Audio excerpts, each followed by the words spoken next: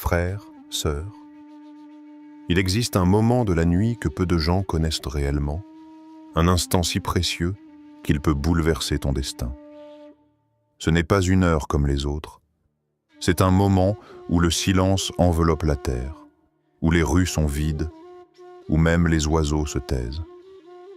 Entre 3 heures et 4 heures du matin, alors que la majorité des gens dorment profondément, quelque chose d'extraordinaire se passe dans l'invisible. Les portes du ciel s'ouvrent, le trône d'Allah se rapproche, et une voix retentit dans l'infini. Qui m'invoque afin que je lui réponde? Qui me demande afin que je lui donne? Imagine un instant, le Seigneur de l'univers, celui qui a créé les étoiles, les océans et ton propre souffle, descend vers toi et t'appelle personnellement. C'est comme si Allah disait ton prénom et t'invitait à lui parler. Quelle invitation pourrait être plus grande que celle-là? Ce n'est pas une légende, ce n'est pas un mythe, c'est une promesse rapportée par le prophète lui-même. Et si tu as cliqué sur cette vidéo, ce n'est pas par hasard. Allah veut sûrement te rappeler que tu as un rendez-vous avec lui, un rendez-vous que tu ne dois pas manquer. Tu sais, frères, sœurs, beaucoup cherchent un changement dans leur vie. Certains veulent plus de paix intérieure. D'autres veulent une porte qui s'ouvre dans leurs finances, un mariage, une guérison, un rêve qui semble inaccessible. Mais souvent, on cherche au mauvais endroit. On pense que la solution vient des hommes, de nos efforts, de nos calculs. Alors qu'en réalité, la clé se trouve dans cette prière secrète, faite dans le calme de la nuit. Une seule prosternation dans ce moment béni peut être plus lourde que 1000 prières faites sans cœur. Une seule larme versée dans le silence de la nuit peut effacer des montagnes de péché.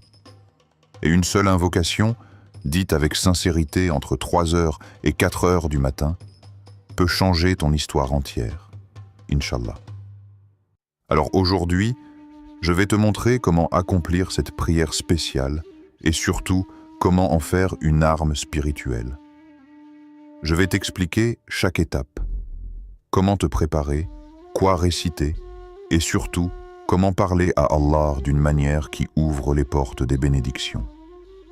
Mais avant d'aller plus loin, laisse-moi te demander quelque chose. Abonne-toi dès maintenant à cette chaîne, le pouvoir du tawakkul, si tu veux renforcer ta foi et apprendre à avancer avec confiance en Allah. Écris en commentaire un seul mot qui décrit ton intention ce soir. Ça peut être espoir, patience, réussite ou pardon. Ce sera ton premier pas vers ce changement. Et partage cette vidéo avec quelqu'un qui a besoin d'entendre ce rappel, car peut-être que grâce à toi, Allah ouvrira une porte dans sa vie. Reste bien jusqu'à la fin, car une surprise t'attend, quelque chose qui va donner encore plus de force à ta prière. Maintenant, ferme les yeux un instant et imagine.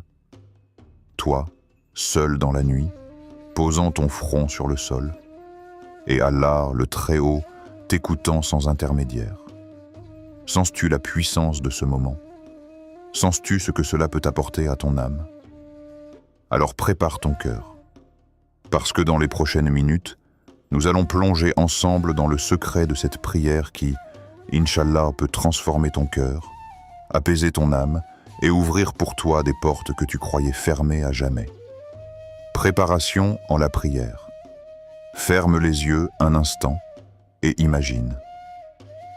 Tu vas rencontrer le roi des rois, celui qui connaît tes secrets, celui qui t'a façonné dans le ventre de ta mère, celui qui ne t'a jamais abandonné, même quand tu as douté de lui. Avant de prier, il faut préparer ton corps, ton esprit et ton cœur comme si tu allais à un rendez-vous sacré. Les ablutions. Purifier pour se rapprocher. Lorsque tu fais tes ablutions, ne les vois pas comme un simple rituel technique. Chaque goutte d'eau qui coule sur ta peau est un rappel. Allah t'offre la chance d'effacer tes erreurs, d'alléger ton âme et de te présenter devant lui purifié. Quand tu rinces ta bouche, rappelle-toi de toutes les paroles inutiles, blessantes ou négligente que tu as pu dire. L'eau qui lave ta bouche symbolise ta promesse à Allah. Ya Rabbi, rends mes paroles plus douces, plus utiles, plus dignes de toi. Quand tu nettoies ton visage, imagine que tu effaces les marques de la fatigue, de la tristesse, des péchés qui alourdissent ton regard. Tu veux que tes yeux s'illuminent pour voir la vérité et que ton visage reflète la lumière de la foi. Quand tu laves tes mains et tes bras, pense à tout ce que tes mains ont touché dans la journée. Du bien, mais parfois aussi du mal. Et en lavant, demande « Ya Allah, purifie mes mains pour qu'elles ne fassent que le bien ». Quand tu passes de l'eau sur ta tête, ressens comme si tes pensées négatives, tes doutes, tes inquiétudes s'écoulaient avec cette fraîcheur. Et quand tu essuies tes oreilles, rappelle-toi que tu veux les ouvrir seulement à ce qui rapproche d'Allah, pas aux futilités qui éloignent ton cœur. Et enfin, quand tu laves tes pieds, imagine que tu prépares un nouveau chemin. Tu demandes à Allah de guider chacun de tes pas vers la lumière, vers des lieux où ton âme s'élève.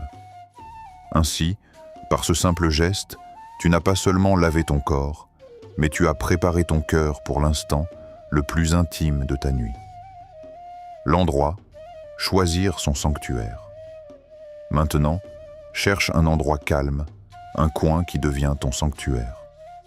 Ce n'est pas la taille de l'espace qui compte, mais l'intention que tu y mets. Même si c'est juste un petit tapis dans ta chambre, considère-le comme une porte vers l'infini. Éloigne-toi des distractions.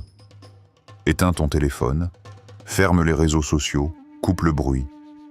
Tu n'as besoin que d'Allah. En réalité, ce moment est une fuite, mais une fuite vers lui. Tourne-toi vers la Qibla, en direction de la Kaaba. Souviens-toi que des millions de croyants, dans le monde entier, se tournent vers ce même point. À cet instant, tu n'es pas seul. Tu es relié à toute une communauté, passée, présente et future. Formule ensuite ton intention, pas seulement avec ta langue, mais avec tout ton être. Ya Allah, je prie pour toi, pour t'adorer, pour me rapprocher de toi. Cette phrase devient ton mot de passe, ta clé pour entrer dans une autre dimension. La prière, entrer dans la présence d'Allah. Maintenant, tu es prêt. Lève doucement tes mains près de tes oreilles et dis avec ton cœur « Allahu Akbar ». Dieu est plus grand que tes dettes, plus grand que tes blessures, plus grand que tes projets et tes peurs. Rien ne peut l'égaler. Puis commence à réciter Al-Fatiha, mais ne la lis pas comme un texte appris par cœur. Goûte chaque mot comme si c'était la première fois. Quand tu dis « Alhamdulillahi Rabbil Alamin », ressens la gratitude pour chaque souffle que tu prends. Quand tu dis « Maliki Yawmiddin », souviens-toi que ton histoire ne se termine pas ici. Un jour, tu seras jugé avec justice et miséricorde. Quand tu dis « Iyyaka na'budu wa iyyaka nasta'in », rappelle-toi que ta force ne vient pas de toi, mais uniquement de lui. Après Al-Fatiha, choisis une autre sourate. Peut-être Al-Ikhlas pour déclarer l'unicité d'Allah. Peut-être Al-Inshira pour demander que ton cœur soit élargi et allégé. Peu importe. Ce qui compte, c'est que tu récites avec ton âme, pas seulement avec ta langue. L'inclinaison, ruku. Penche-toi, pose tes mains sur tes genoux et garde ton dos droit. Dis « Subhana Rabbiyal Adim », gloire à mon Seigneur le Magnifique. C'est comme si tu disais à ton ego « Arrête de croire que tu es grand ». Seul Allah est grand ressent l'humilité dans ton corps, ton dos plié, ton regard tourné vers le sol. C'est le signe que tu reconnais sa majesté. Le redressement, relève-toi lentement et dis « Sami Allahu liman hamida ». Allah entend celui qui le loue. Puis ajoute « Rabbana wa lakal hamd ». Ô notre Seigneur, à toi la louange. À cet instant, sens que tes paroles montent jusqu'au ciel. C'est comme si tes mots devenaient une lumière que les anges transportent vers le trône d'Allah. La prosternation, soujoud. Maintenant, Mette ton